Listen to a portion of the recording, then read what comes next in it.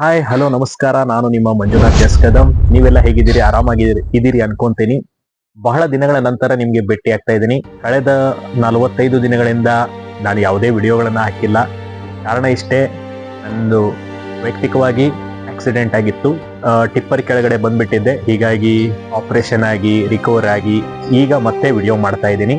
ಆದ್ರೂ ಇನ್ನೂ ರಿಕವರಿ ಆಗಿಲ್ಲ, ಸ್ವಲ್ಪ ರಿಕವರಿ ಆಗಿದ್ದೀನಿ, ಪರವಾಗಿಲ್ಲ. ಆದ್ರೂ ನಮ್ಮ ಕರ್ತವ್ಯ ನ್ಯೂಸು ಬಿಡಕ್ಕಾಗಲ್ಲಲ್ವಾ? ಹೀಗಾಗಿ ನಿಮ್ಮ ಮುಂದೆ ಬರ್ತಾ ಇದ್ದೀನಿ. ಇವತ್ತಿನ ಟಾಪಿಕ್ ಅನಾಮಿಕ. ಏನ್ ನ್ಯೂಸ್ ತೆಗೆದ್ರು, ಏನ್ ಹೇಳಿದ್ರು, ಕೇವಲ ಆತಂದೇ ಮ್ಯಾಟರ್.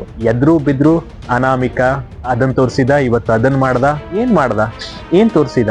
ಒಂದು ನಂಬಿಕೆಯ ಕ್ಷೇತ್ರ ಧರ್ಮಸ್ಥಳದ ಬಗ್ಗೆ ಒಂದು ರೀತಿಯ ಅಪಪ್ರಚಾರ ನಡೀತಾ ಇದೆ. ಹಾಗಂತ ನಾವು ಸೌಜನ್ಯ ಪರ ಇಲ್ಲ ಅಂತ ನೀವು ಅನ್ಕೋಬೇಡಿ. ಹೌದು, ಧರ್ಮಸ್ಥಳದಲ್ಲಿ ಏನೇ ಅತ್ಯಾಚಾರ ನಡೆದಿರುವಂತದ್ದು, ಯಾವುದೇ ಪ್ರಕರಣಗಳಿದ್ರು, ಶವಗಳು ಸಿಕ್ಕಿದ್ರು, ಅವೆಲ್ಲದಕ್ಕೂ ನ್ಯಾಯ ಸಿಗ್ಬೇಕು, ಸೌಜನ್ಯ ಕೂಡಗೂ ನ್ಯಾಯ ಸಿಗ್ಬೇಕು. ಆದ್ರೆ ಈಗೇನ್ ಅಗಿತಾ ಇದಾರಲ್ಲ ಎಷ್ಟೊಂದು ಸ್ಪಾಟ್ಗಳು, ಆದ್ರೆ ಇವತ್ತು ಮೇನ್ ಸ್ಪಾಟ್ 13ನೇ ಸ್ಪಾಟ್. ಅನಾಮಿಕ ಏನ್ ಹೇಳಿದ್ದ? ಸಾಮೂಹಿಕವಾಗಿ ನಾನು ಶವ ಸಂಸ್ಕಾರ ಮಾಡಿದ್ದೇನೆ ಅಂತ ಹೇಳಿದ್ದ. ಎಲ್ಲಿದೆ ಅದು? ಒಂದಲ್ಲ, ಎರಡೆರಡು ಹಿಟಾಚಿಯಿಂದ ಅಗಿತಾ ಇದ್ದಾರೆ, ಉತ್ಖನನ ನಡೀತಾ ಇದೆ, ಆದ್ರೂ ಒಂದು ಮೂಳೆ ಸಿಗ್ಲಿಲ್ಲ. ಇಲ್ಲಿ ಅಬ್ಸರ್ವ್ ಮಾಡಿ, ಆತ ಹೇಳಿದಂಗೆ SIT ಕೂಡ ಕೇಳ್ತಾ ಇದೆ. ನಿಜಕ್ಕೂ ಇಲ್ಲಿ ಒಂದು ವಿಚಿತ್ರ ಅನ್ಸಿದ್ರೆ, SIT ಅವ್ನು ಹೇಳಿದ್ದೆಲ್ಲ ಯಾಕೆ ಕೇಳಬೇಕು? GPR ಬಳಸಲಾಗ್ತಾ ಇದೆ, ಸ್ಥಳದಲ್ಲಿ ಎಲ್ಲಾ ಪೊಲೀಸ್ ಆಫೀಸರ್ಗಳಿದ್ದಾರೆ, ಎಲ್ಲ ಅಧಿಕಾರಿಗಳಿದ್ದಾರೆ. ಅದರಲ್ಲೂ ಈ ಹಿಂದೆ ಏನು ಉತ್ಖನನ ಮಾಡ್ತಾ ಇದ್ರು, ಆ ಟೈಮಲ್ಲಿ ನೀವು ನೋಡಿರ್ಬೋದು, ಯಾವುದೇ ರೀತಿ ಮಾಧ್ಯಮಗಳಿಗೆ ಅದು ಕಾಣಬಾರ್ದು, ಗೌಪ್ಯವಾಗಿ ಹಸಿರು ಪರದೆ ಬಿಟ್ಕೊಂಡು ಅದನ್ನ ಎಲ್ಲಾ ಕಡೆ ಹಸಿರು ಪರದೆ ರೀತಿ ಅಂತ ಅಕ್ಕಪಕ್ಕ ಎಲ್ಲ ಕಟ್ಟಿ ಏನೆಲ್ಲ ಸಿಕ್ತು, ಕೆಲವೊಂದು ಮೂಳೆಗಳು ಸಿಕ್ಕಿರ್ಬೋದು. ಅದು ಒಂದು ರೀತಿಯ ಸ್ಮಶಾನ ಅಲ್ಲಿ ಜನಕ್ಕೆ. ಅಲ್ಲಿ ಒಂದೆರಡು ಮೂಳೆ ಸಿಕ್ಕಿದ್ರಲ್ಲಿ ಏನು ಅದರಲ್ಲಿ ಏನಂತದ್ದು ವಿಶೇಷತೆ ಇಲ್ಲ. ಆದ್ರೆ ಇಲ್ಲಿ ಅನಾಮಿಕ ಏನ್ ಹೇಳಿದ್ದ? ನಾನು ಇಷ್ಟು ವರ್ಷ ಆದ್ರ ಮೇಲೂ ಓವರ್ ಕಾನ್ಫಿಡೆನ್ಸ್ ಇತ್ತು ಅವನ್ಗೆ. ಇಲ್ಲ, ಇಲ್ಲಿ ಸಿಕ್ಕೇ ಸಿಗತ್ತೆ. 1ನೇ ಸ್ಪಾಟ್ ಸಿಗ್ಲಿಲ್ಲ, 2ನೇ ಸ್ಪಾಟ್ ಸಿಗ್ಲಿಲ್ಲ, 16ನೇ ಸ್ಪಾಟ್ ಸಿಗ್ಲಿಲ್ಲ, 15ನೇ ಸ್ಪಾಟು ಸಿಗ್ಲಿಲ್ಲ, 13ನೇ ಸ್ಪಾಟ್ ಅಲ್ಲಿ ಖಂಡಿತ ಸಿಗುತ್ತೆ ಅನ್ನೋ ಒಂದು ಓವರ್ ಕಾನ್ಫಿಡೆನ್ಸ್ ಇತ್ತು. ಹೀಗಾಗಿ ಚಿಕ್ಕದಲ್ಲ 15 ಅಡಿ ಆಳ ಆಗಿದ್ರು, ಅದು ದೊಡ್ಡ JCB ಮೂಲಕ. ಏನು ಸಿಗ್ಲಿಲ್ಲ. ಅದಷ್ಟೇ ಅಲ್ಲದೆ ಮತ್ತೆ ಅವ್ನು ಕನ್ಫ್ಯೂಸ್ ಆಯ್ತು, ಏನಾದ್ರು ಸಿಗತ್ತಾ ಅಂತ ಕುತೂಹಲದಿಂದ ಕಾಯ್ತಾ ಇದ್ದ. ಅಲ್ಲಿ ಅದು ಕಟ್ಟಿಗೆ ತುಂಡು ಸಿಕ್ತು, ಅದು ಮೂಳೆ ಇರ್ಬೇಕೇನೋ ಅಂತ ತೋರಿಸಿದ SIT ಅಧಿಕಾರಿಗಳಿಗೆ. ಅದು ಮೂಳೆ ಆಗಿ ಇರ್ಲಿಲ್ಲ, ಜಸ್ಟ್ ಒಂದು ರೆಂಬೆ ಕೊಂಬೆ ಹೋಗಿರತ್ತಲ್ಲ, ಅದರದ್ದು ಒಂದು ಭಾಗ ಕಟ್ಟಿಗೆ. ಅದನ್ನ ಬಿಟ್ರೆ ಇನ್ನೊಂದು ಅಲ್ಲಿ ಒಂದ್ ಸೀರೆ ಮಾದರಿಯಲ್ಲಿ ಸಿಕ್ತು. ಅದನ್ನ ಕೂಡ ಯಾವ್ದೋ ಹೆಣ್ಮಗಳದು ಸೀರೆ ಇದು ಅಂತ ಬಿಂಸಕ್ ನೋಡ್ದ. ಅದು ಅಲ್ಲ, ಯಾವುದೋ ಒಂದು ಹಳೆ ಕಾಲದೊಂದು ಚೂರು ಅಷ್ಟೇ ಸಿಕ್ಕಿದ್ದು. ಅದನ್ನ ಬಿಟ್ರೆ ಏನೂ ಸಿಗ್ಲಿಲ್ಲ. ಮತ್ತವನು ಇಮಿಡಿಯೇಟ್ಲಿ ಸ್ಪಾಟ್ ಚೇಂಜ್ ಮಾಡ್ದ. ಏನ್ ಸ್ಪಾಟ್ ಚೇಂಜ್ ಮಾಡ್ದ? ಇಲ್ಲ, ವಿದ್ಯುತ್ ಕಂಬ ಇದೆ, ಅಲ್ಲಿ ಏನಾದ್ರೂ ಶವ ಇರ್ಬೋದೇನೋ ಅಂತ ಅವನು ಸ್ಪಾಟ್ ಅನ್ನ ಚೇಂಜ್ ಮಾಡ್ದ. ಆ ಸ್ಪಾಟ್ ಚೇಂಜ್ ಮಾಡಿದಾಗ ಅಲ್ಲೂ ಕೂಡ ಗಮನಿಸಿದ್ರು, ಅಲ್ಲೂ ಕೂಡ ನೋಡಲಾಯ್ತು, ಆದ್ರೆ ಏನೂ ಸಿಗ್ಲಿಲ್ಲ. ಇಲ್ಲಿ ನಾವು ನಿಜಕ್ಕೂ ಅಬ್ಸರ್ವ್ ಮಾಡ್ಬೇಕಾಗಿರೋದು ಏನೇನ್ ಗೊತ್ತಾ?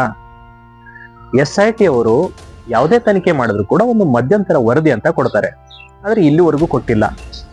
ಏನ್ ಸಿಕ್ತು, ಏನಿಲ್ಲ, ಅಲ್ಲಿ ಸಿಕ್ಕಿದ್ದಲ್ಲಿ ಮೂಳೆಯಲ್ಲಿ ಅದೇನಾದ್ರೂ ಈ ಪ್ರಕರಣಗಳಿಗೆ ಸಂಬಂಧಪಟ್ಟಿದ್ದ ಇಲ್ವಾ, ಅದೇನು ಮಾಹಿತಿ ಇನ್ನೂ ತನಕ ಗೊತ್ತಾಗಿಲ್ಲ.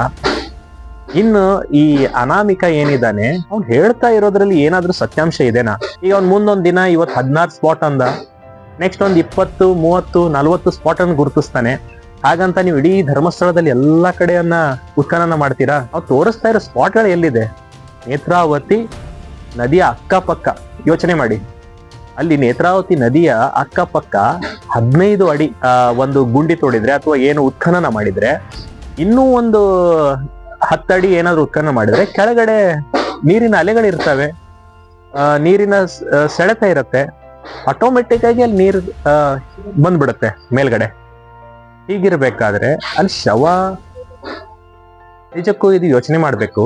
ಮತ್ತ ಆತನಿಗೆ 15 ವರ್ಷ ಇಷ್ಟು ದಿನ ಕಳೆದ್ರು ಕೂಡ ಆ ಸ್ಪಾಟ್ ಅಲ್ಲಿ ಇಲ್ಲೇ ಇದೆ ಅಂತ ಅದ್ ಹೆಂಗ್ ಹೇಳ್ತಾನೆ? ಯಾವ ಆಧಾರದ ಮೇಲೆ ಹೇಳ್ತಾ ಇದ್ದಾನೆ ಗೊತ್ತಿಲ್ಲ.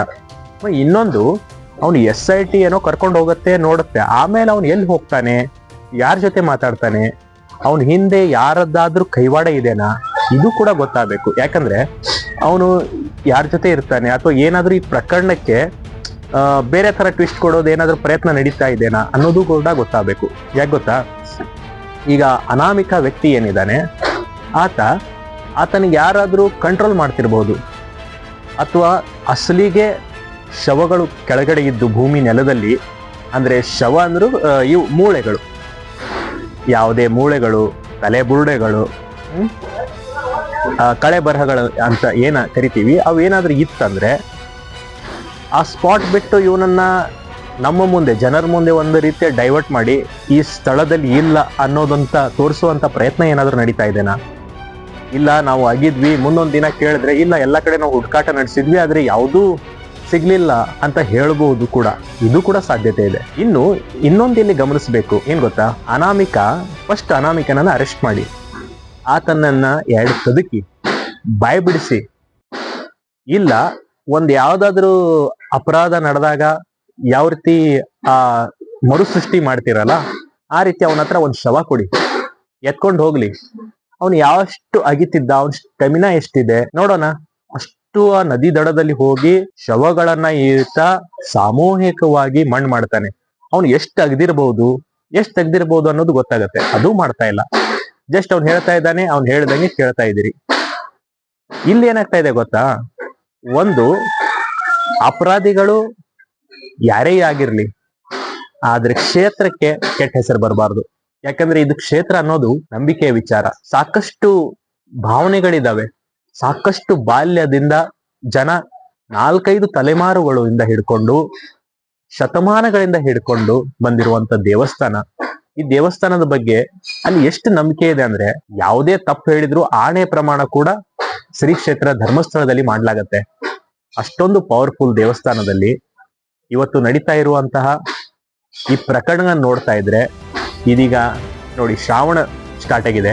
ಈ ಶ್ರಾವಣದಲ್ಲಿ ಧರ್ಮಸ್ಥಳದಲ್ಲಿ ಭಕ್ತ ಸಾಗರ ತುಂಬಿ ತುಳುಕಾಡ್ತಿತ್ತು. ಎಷ್ಟೋ ಜನ ಬರ್ತಿದ್ರು ಮೂಲೆಗಳಿಂದ. ಆದ್ರೆ ಈಗ ಎಷ್ಟು ಕಡಿಮೆ ಜನ ಬರ್ತಾ ಇದ್ದಾರೆ. ಟಿವಿಯಲ್ಲಿ ಎದ್ರೆ ಬಿದ್ರೆ ಇದನ್ನೇ ತೋರಿಸ್ತಾ ಇದ್ದೀರಿ. ಹೀಗಾಗಿ ಜನ ಕೂಡ ಬರ್ತಾ ಇಲ್ಲ. ಇದೇ ರೀತಿ ಮುಂದುವರೆದ್ರೆ ಮುಂದೊಂದ್ ದಿನ ಧರ್ಮಸ್ಥಳದಲ್ಲಿ ಹೋಗ್ಬೇಕಾ ಬೇಡವಾ ಅನ್ನೋ ಕನ್ಫ್ಯೂಷನ್ ಜನಕ್ಕೆ ಸ್ಟಾರ್ಟ್ ಆಗುತ್ತೆ.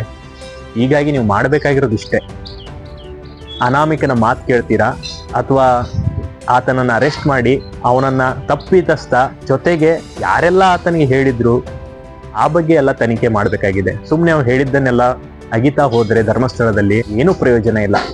ಇದ್ರ ಬಗ್ಗೆ ನೀವೇನ್ ಹೇಳ್ತೀರಿ ಅನ್ನೋದನ್ನ ದಯವಿಟ್ಟು ಕಮೆಂಟ್ ಮಾಡಿ. ಯಾರೆಲ್ಲ ಕದಂ ಫಸ್ಟ್ ನೋಡ್ತಾ ಇದ್ದೀರಿ ಸಬ್ಸ್ಕ್ರೈಬ್ ಮಾಡ್ಕೊಡಿ, ಫಾಲೋ ಮಾಡ್ಕೊಡಿ. ಮತ್ತೆ ಬೇರೆ ಬೇರೆ ವಿಡಿಯೋಗಳೊಂದಿಗೆ ನಿಮ್ಮೊಂದಿಗೆ ಸಿಗ್ತಾ ಇರ್ತೀನಿ. ಅಲ್ಲಿವರೆಗೂ ನೋಡ್ತಾ ಇರಿ ಕದಂ ಫಸ್ಟ್ ನ್ಯೂಸ್. ನಮಸ್ಕಾರ.